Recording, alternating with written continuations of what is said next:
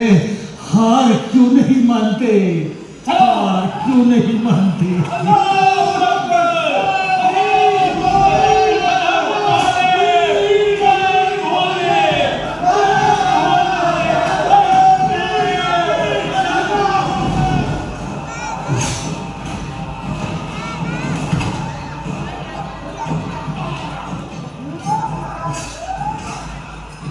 मराठ्यांचे सरसेनापती संताजी घोरपडे आपल्या अवघ्या 2000 सैन्यासोबत 1.5 लाख फौज असलेल्या मुघल बादशाह औरंगजेबाच्या छावणीवर फुटून पडले.